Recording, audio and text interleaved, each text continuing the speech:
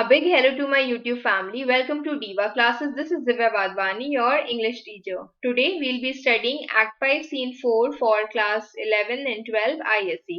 तो ये जो scene है, in this we will study कि Birnam Woods actually marches towards Dunsinane Hills जहाँ पर Macbeth का castle है, and वहाँ पर Birnam Woods not actually the forest but the soldiers जो खुद को बिरनम वुड्स में ऐसे कवर करके या उनके जो फॉरेस्ट है उनको ऐसे कवर करके अपने ऊपर जाते हैं, मूव करते हैं towards Dunsinane so that they can attack Macbeth okay and his castle. तो this is a scene. Now we will move towards a summary.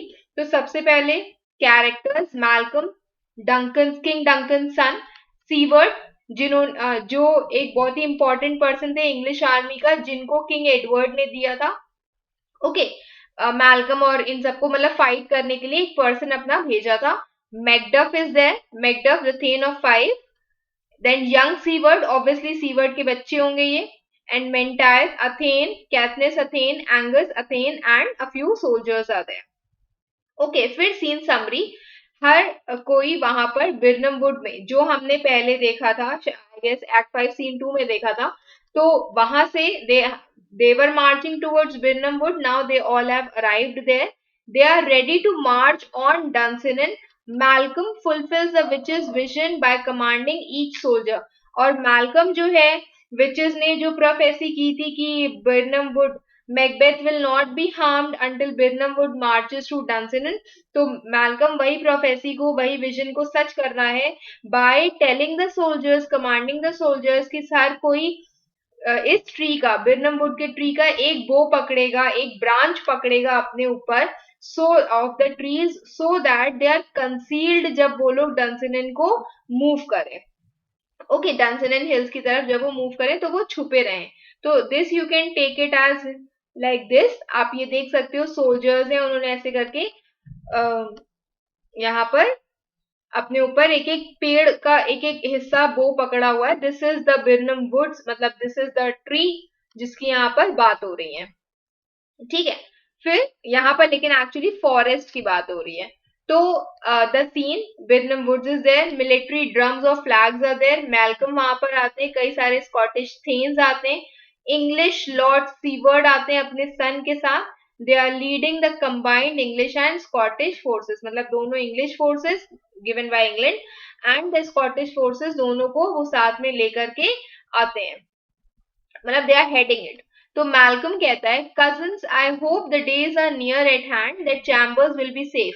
तो कह रहा है कि किन्समैन और माय डियर नोबल कजिन्स, मुझे ऐसा लगता है कि अब वो समय आ गया है कि people will be safe in their bedrooms. Obviously king Duncan died in the chamber of Macbeth जब वो उसके घर गए थे डिनर के लिए.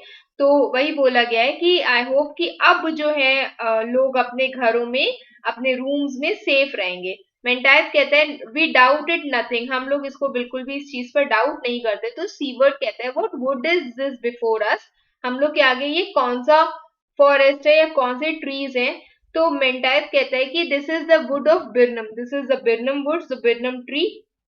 बहुत सारे पेड़ वहां पर है, फॉरेस्ट एरिया में ये लोग आए हैं.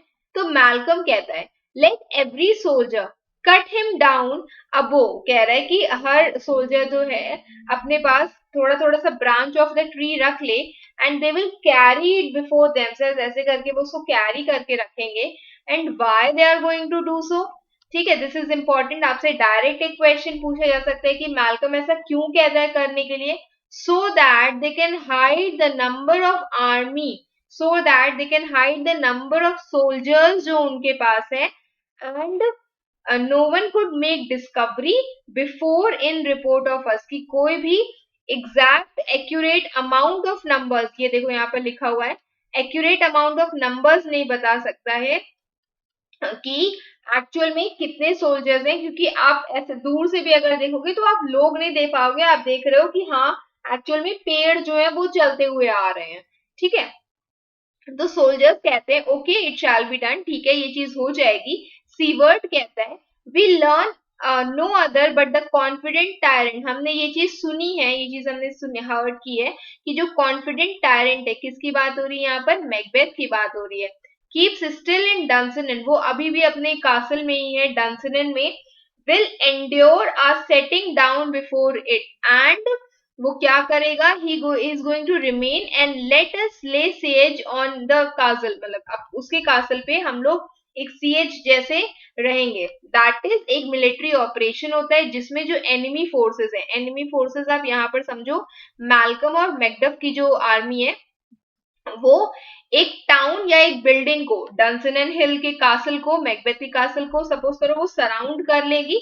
दे आर फीलिंग सो, उनको ऐसा लग रहा है कि मैकबेथ कहीं पे भी आर्मी या कुछ भी फॉर्म नहीं कर रहा है, की कोशिश कर रहा है, एंड वो एसेंशियल सप्लाईज कट ऑफ कर देंगी विद द एम कि जो भी अंदर है उस कम के अंदर है वो सब एक टाइम बाद सरेंडर कर देंगे, क्योंकि ऑब्वियसली दे विल डाई। कुछ समय तक we will cover up the castle, एक समय बाद जब वहां के एसेंशियल सप्लाईज जो है वो कम हो जाएंगे, क्योंकि ना बाहर से कोई अंदर जा रहा है ना अंदर से कोई बाहर आ रहा है, कोई सामान हो जो मंगवाना हो कुछ भी खाने पीने का, ठीक है, तो उस टाइम पर मैकबेथ विल सरेंडर डेफिनेटली। तो वो कह रहे हैं कि ऐसा we are feeling like so, कि हम लोग ऐसा लग रहा है, हम लोग ने ऐसा सुना है कि वो उसके कासल के अंदर ही, और ऐसा हो सकता है। सीवर्ड को, ठीक है, जो प्रोफेशनल सोल्जर है उसको ये चीज बहुत हैरानी वाली चीज लग रही है कि मैकबेथ की फोर्सेस जो हैं वो इंग्लिश के सोल्जर्स को दूर नहीं भगा रही हैं, इससे पहले कि वो मैकबेथ को डंसनन में ट्रैप कर ले, उस अपने कासल में ट्रैप कर ले। तो मैल्कम कहता है, उसका ही वो रिप्लाई देता है मैल्कम, वो कहता है that this is his main hope, सिर्फ यही उसकी लास्ट होप बची है, क्योंकि why the reason is because where there is advantage to be given, क्योंकि यही वो जगह है जहां पर ही have the benefit whenever they have a chance, both more or less have given him the revolt। वो कह रहा है, एक मिनट,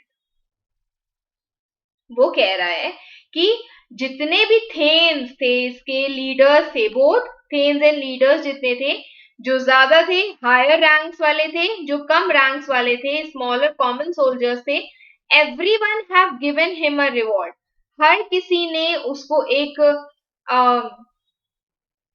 विद्रोह किया है उसके साथ।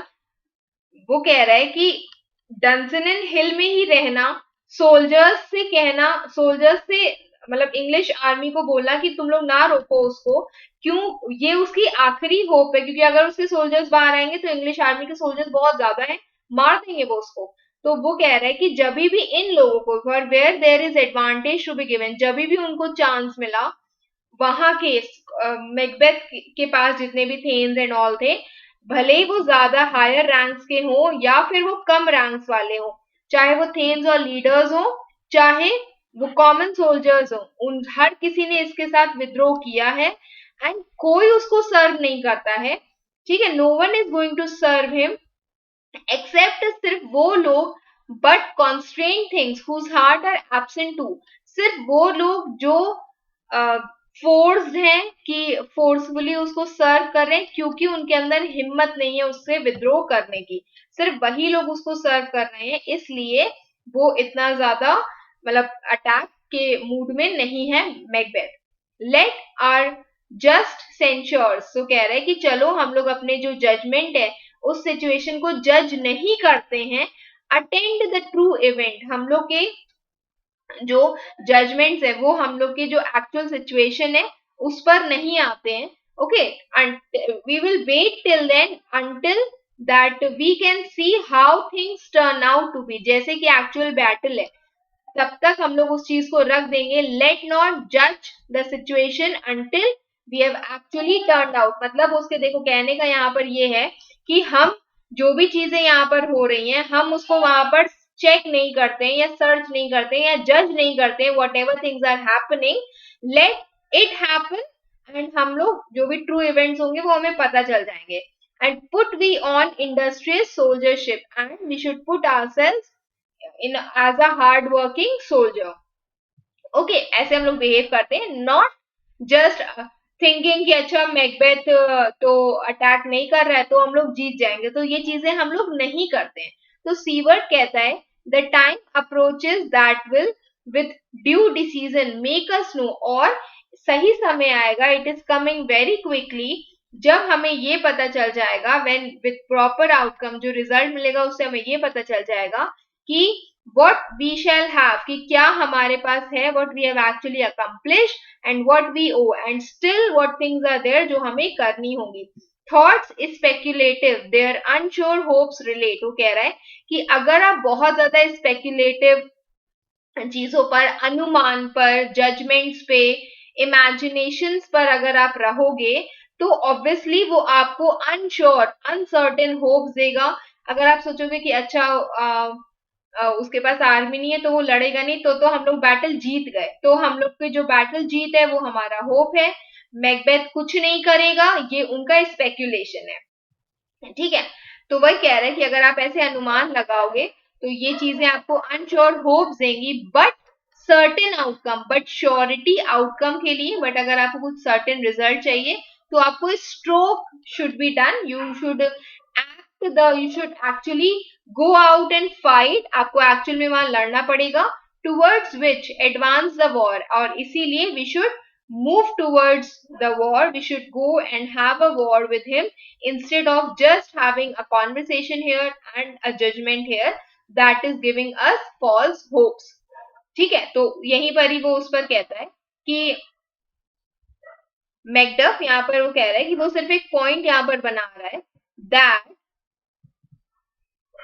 that कि they will know कि how strong Macbeth is after they have fought the battle. Until that time all that we have to do is to be good soldiers, ये मैकडफ कहता है. तो सीवर्ड उस पर अग्री करता है, वो कहता है कि सीन जो है यहाँ पर वो एंड होता है वो एज कंपेयर टू मैकबेथ की जो डेस्परेट ओवर कॉन्फिडेंस है और उसके एनिमीज का जो काम डिटर्मिनेशन है, इन दोनों के कंट्रास्ट में जो सीन है वो एंड हो जाता है. And they move towards Dunsinane, taking the bow with in their hands, covering themselves and moving towards Dunsinane so that they can attack where?